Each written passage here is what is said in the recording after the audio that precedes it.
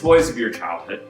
For me, 30 years ago, it was Teenage Mutant Ninja Turtles, like it was for so many other kids. Leonardo, Donatello, Raphael, Michelangelo. I mean, these were the toys of that era. And I had all of them, not just those four. I had like 10 or 12 Foot Clan soldiers. I had the Shredder, Krang, Rocksteady, Bebop. I even had the more obscure ones like Usagi and Grenadier. I had all those guys.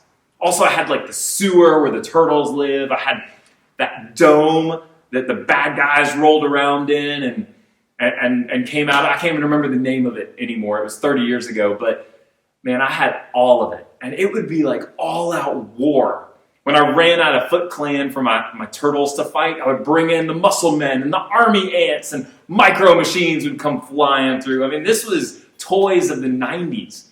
It was great. My mom threw all that stuff out, though. I don't have any of it anymore. And so I was so excited when I was talking to Jason, our worship leader, and he said he did. He had them, and he brought them for me to show. This is Raphael and Michelangelo. I mean, it's just so exciting for me to see this again. Like, this brings me back to when I was a kid. I honestly just want to tear into this box and play with them. Jason, how would you feel? Do you mind if I just open these up and play with them right now? Of course I do. You don't even know the name. It's called the Technodrome. And those are Technodrome. I knew the minute I saw that box, he wouldn't let me open it. Because anybody who collects toys and hangs on to things like that, they try to keep them pristine in their box. The minute he brought it, I saw those were not a toy. They weren't meant to be played with. They're handled with care. They're look but don't touch. It's at a distance for those things. And this is for many people how they engage with God.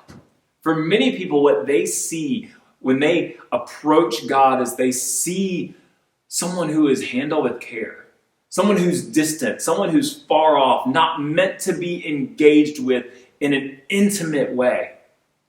What they see when they engage with God is that God, in many ways, isn't for them at all.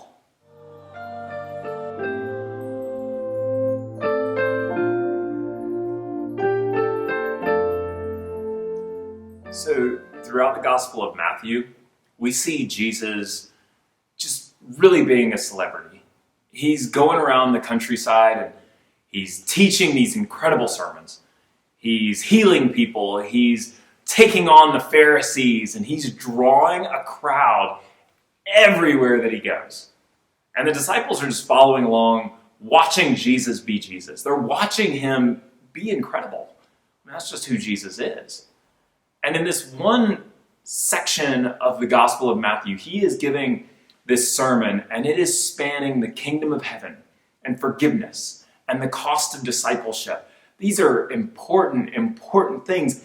And then jammed into the middle of it is this weird little 2-verse thing where it just says that in the middle of the sermon, crowds of people are bringing their children to Jesus. And these kids come running up to Jesus and they're climbing all over him. And the disciples see this, and the disciples jump in immediately and they start shouting at the kids, "What are you doing? Get off of him. That's Jesus." And they're sending the kids away. This is what you call a defining moment.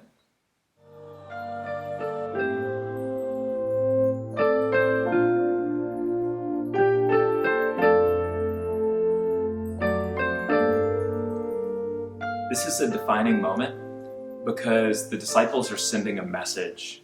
They're sending a message to the next generation. They're telling these kids growing up who know very little about God at this point, who know less about Jesus at this point, that Jesus is too important. He's too significant. He's too holy, and you're nothing like him.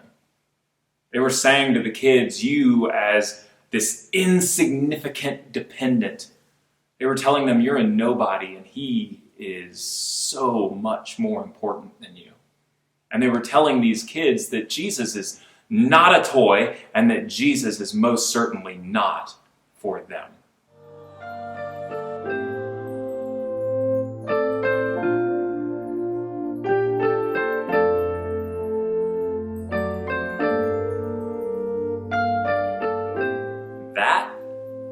mean, let me tell you, I can feel that. That feeling of not being in, that feeling that Jesus or God is not for me. I get it. When I was a kid, I went to church with a friend of mine, and I went one time, and I never went back. It was so awkward and embarrassing. I remember sitting in his Sunday school class, and I didn't have a Bible, of course, and so they gave me one. They just grabbed a random Bible that they had, and they handed me one. And they were going around the circle, reading verses from the passage. And they couldn't have known, they didn't know that I was so unfamiliar with the Bible, but I didn't know where the books were. And I didn't understand how the chapters and verses worked, and the Bible's complicated. And so me, as this, 11 or 12-year-old kid, just could not find where they were. And one by one, it was going around the circle, and one by one, it was getting closer and closer to me, like a fuse going down this rope towards this massive explosion. And I was waiting and waiting, just dreading what was going to happen.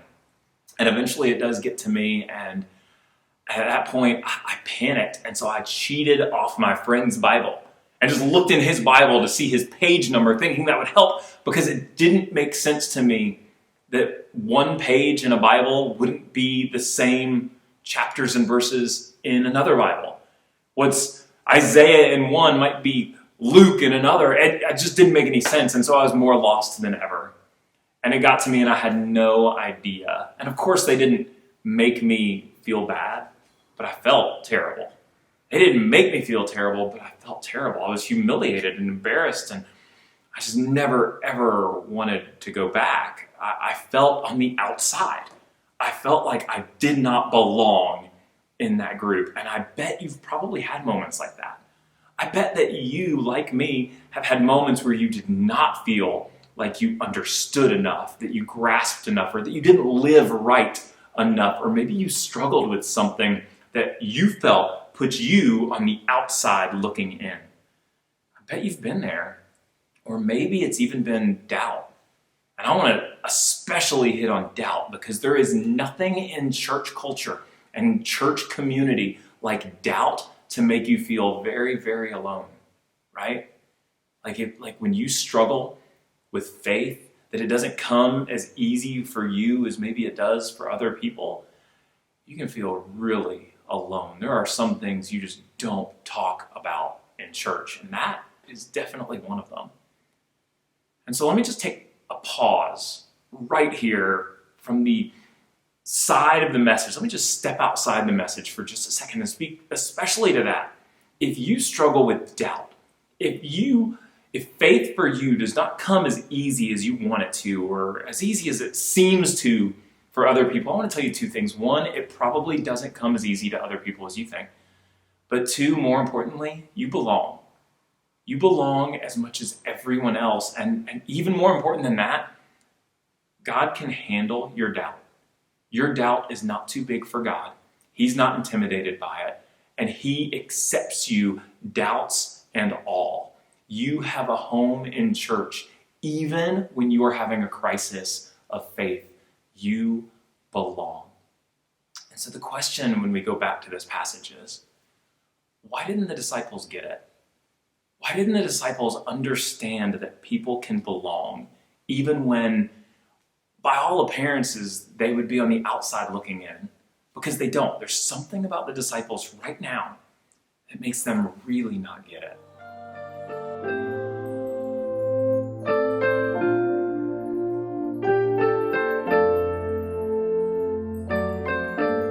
There's actually a really good reason why they didn't get it. They didn't get it because for them, as first century Jewish men, growing up learning about God the Father has always been kind of distant.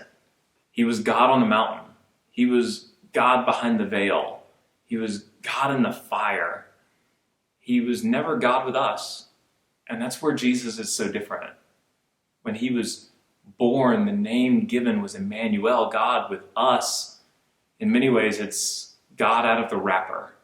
The God you can touch, the God that's no longer handled with care, but the God that you can handle.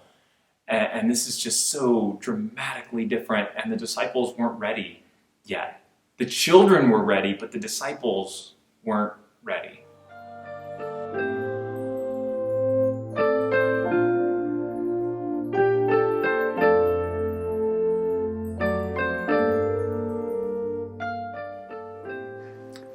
Jesus sees the disciples sending the kids away, and he jumps in immediately and stops them.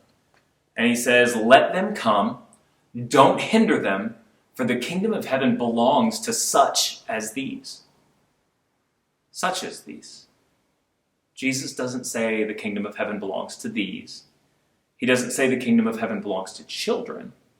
He says the kingdom of heaven belongs to such as these. Those who are like kids, like children. Specifically, nobodies, insignificance, dependence. Why? Because we are all dependents. We are all dependent on the love and grace of God for the kingdom of heaven. That's the whole point.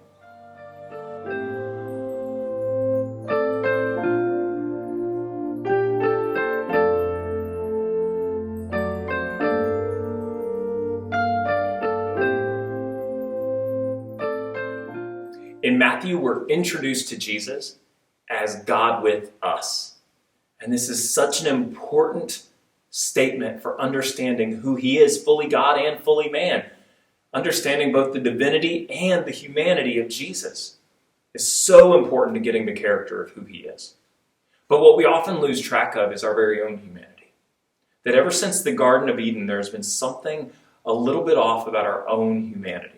When sin entered this world, there was a brokenness in our own humanity. Our very created identity is just a little bit off. And then we see the ministry of Jesus, the life of Jesus, the work of Jesus, and we're reminded of something when we see him engage the children, when we see him engage the leper, when we see him engage the insignificant, the nobodies, the dependents. We're reminded that the work of Jesus was not just the work of his humanity, but it was the repairing and restoration of our humanity. That God came down from the mountain. That God came from outside the veil. That God came out of the fire and stepped into the world so that he could restore our humanity. And this is what was done on the cross. That in this relationship with Jesus, where he engages with us and we engage back with him, that our humanity is restored in the right place with the Creator. And so today I want to invite you to do that like these, like the children, that Jesus beckons to himself, that we would approach him and engage, for the kingdom of heaven belongs to these.